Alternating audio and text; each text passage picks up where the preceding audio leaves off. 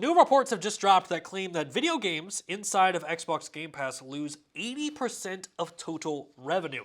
Yeah, this story dropped this week from Christopher Dring, who, if you're not aware, runs Games B2B. But essentially, Christopher Dring did a Q&A over on Install Base in which they discussed like issues in the industry, thoughts on various data, and other reports, along with the impact that game subscription services are having on the industry. And this is where it got really interesting. During the Q&A, a user by the name of Undead Warrior asked the question, essentially saying, how are game subscription services viewed by developers? To which Christopher Dring responded, anecdotally, games that are in Game Pass can expect to lose around 80% of its expected premium sales on Xbox.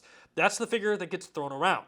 It's less if it's a big mainstream release, but generally, look at how low Hellblade 2 charted, or where Indiana Jones came, or even Starfield.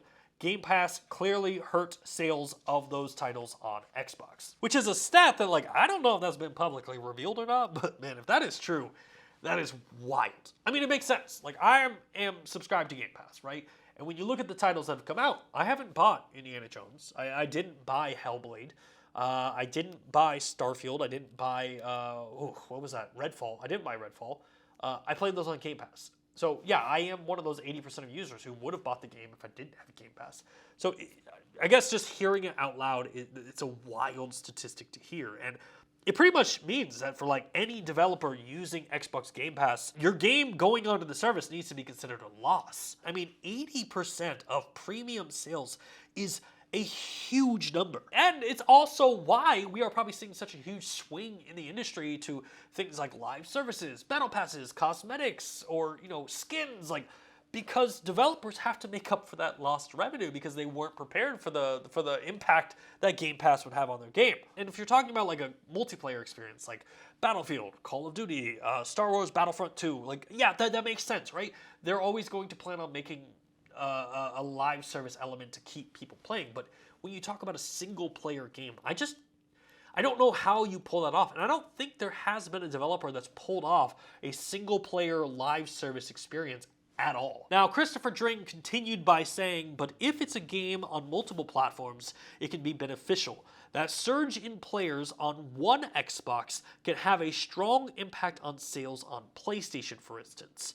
Dring closed out by saying, but also, getting people to play your game in 2024, 2025 is so hard, and subscriptions get games in front of lots of people. We know from data that there are a lot of people that only play Call of Duty, and if some of those people decided to get Call of Duty this year via Game Pass, and those very same people took the opportunity to play some other Game Pass games they wouldn't have played otherwise, it's hard to argue that that's a bad thing. Shit.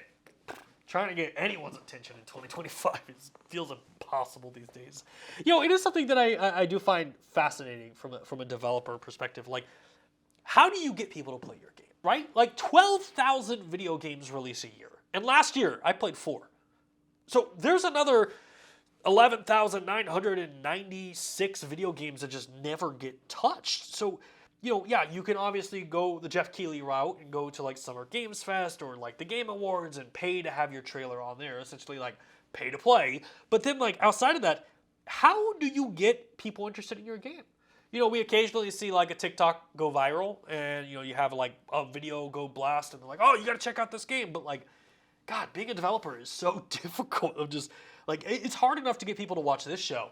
I couldn't imagine investing like 5 years of my life into a video game just to release it and like 10 people play it. Like it would feel so defeating at times. And I guess love it or hate it, Xbox Game Pass, it does serve a purpose. It's like jet fuel for getting your game in front of as many people as possible. But if you're a developer who's not planning ahead of time to lose that revenue, I mean, chances are you're not going to be making games for very long. And I definitely do want to say, I don't think that this is specifically an Xbox issue. I think this is a video game industry's issue. And this is an issue that will likely impact the type of games that we continue to receive over the next few years. And I just finished reading the Masters of Doom book, and one of the things I thought was really interesting was the way that id Software went to market was they released like the first 3 chapters for free, and then they're like, if you want to play the rest of them, hell, you can buy it here, right? And they kind of just did shareware.